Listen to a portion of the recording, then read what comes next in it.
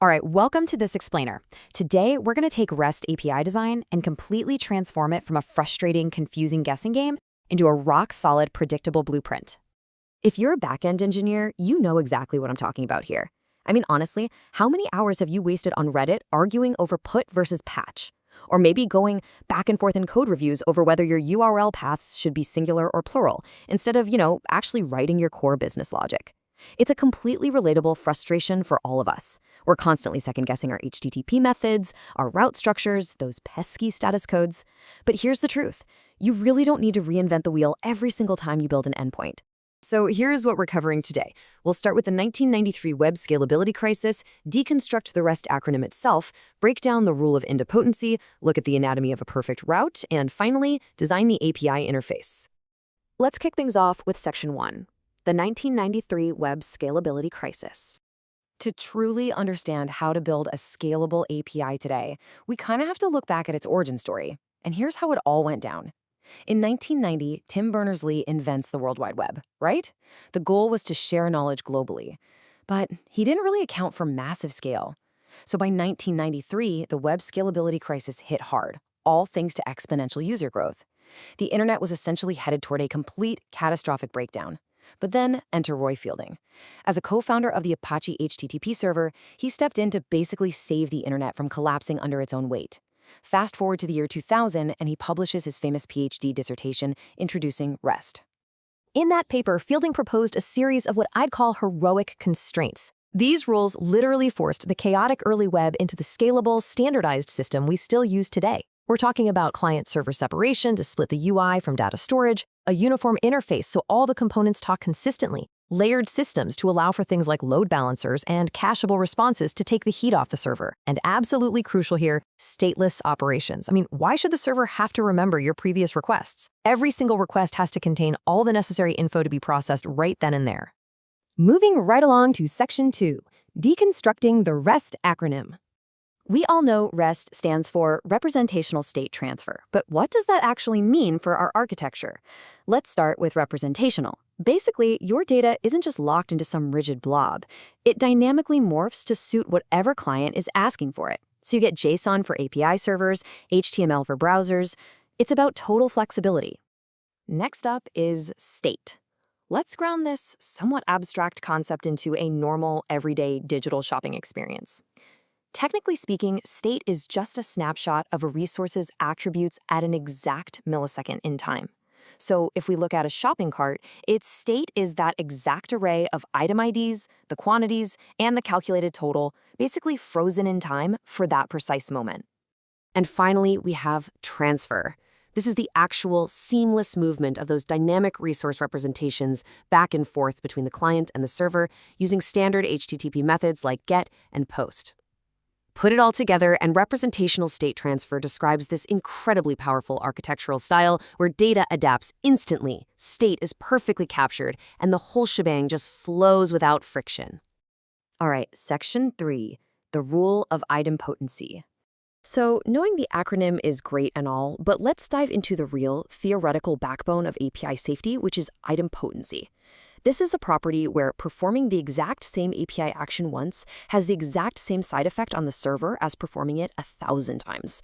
The beauty here is that no matter how many times a client accidentally fires off a buggy loop of idempotent requests, your database doesn't even break a sweat. You're not going to end up with 1,000 duplicate users or some total systemic collapse.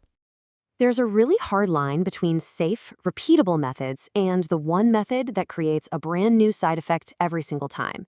So get, put, patch, and delete, those are all idempotent. Think about it. If you send a delete request for a user, the user's gone. If you send that identical delete request again, you just get an error saying the user isn't there anymore. The state of the server didn't change that second time. But post is non-idempotent. If you fire the exact same post request to create a book 10 times, well, you've just created 10 identical books with different IDs. Yikes. And this actually perfectly clarifies that age-old debate of put versus patch. While both of these are idempotent update methods, they do the job in fundamentally different ways. Patch is strictly for partial updates, like if you're just changing the status of an organization from active to archived. Put, on the other hand, is for full resource replacements. You'd use put when you're sending the entire data payload to completely overwrite the existing resource from top to bottom. Let's shift gears to section 4, the anatomy of a perfect route. Okay, these are the simple, unbreakable, golden rules that will completely eliminate your routing guesswork. First up, always use plural nouns for your resources, period. Second, never use spaces or underscores in your URLs. Stick to hyphens to make them nice, readable slugs. Third, remember that forward slashes aren't just visual dividers. They strictly indicate a hierarchical relationship between your resources. And lastly, keep all your characters lowercase. Trust me, it'll save you from those maddening environment mismatch errors down the road. Just look at the difference here. Compare a clunky, singular URL packed with underscores against the standard approach. We enforce the plural books because, hey, even a single item belongs to that collection's broader hierarchy. And notice how incredibly clean that lowercase, hyphenated Harry Potter slug looks at the very end of the path. It's just clean, predictable, and perfectly standardized. And that brings us to our final segment, Section 5, Designing the API Interface. When you're mapping out the standard CRUD matrix, you really just need to stick to the blueprint. For create action, you use post on a plural/projects route, which should give you a 201 created status. For read, you use get on /projects for a standard 200 OK. For an update, use patch on the specific project ID, returning a 200 OK. And logically, for a delete action, you use the delete method on that specific ID, which returns a 204 no content status. Why? Because the resource was successfully wiped out, and there is literally no data left to send back to the client. Now, a get list operation might sound super simple, but if you're dealing with a massive database, you absolutely need pagination, sorting, and filtering. Otherwise, your server and your network are going to literally buckle under the weight of massive serialized JSON payloads. You need pagination to return bite-sized, manageable subsets of data. You need sorting so users can define the exact ordering they want, and you need filtering to narrow down millions of rows to just those specific active or archived items that you actually care about. And when you're actually building these features out, I really want to champion the philosophy of the empathetic backend engineer. Essentially, always provide sane defaults. If a front-end client forgets to send a specific page number, don't throw an angry error at them. Just assume they want page 1. If they don't send a limit, assume 10 or 20. If they don't specify a sort order, just default to descending by creation date. It's about always catching those missing parameters gracefully to prevent super frustrating integration errors. I also really want to clear up an incredibly common mistake I see all the time. If a client uses a list API filter and absolutely no data matches their criteria, you should return an empty array with a 200 OK status. Never return a 404 not found.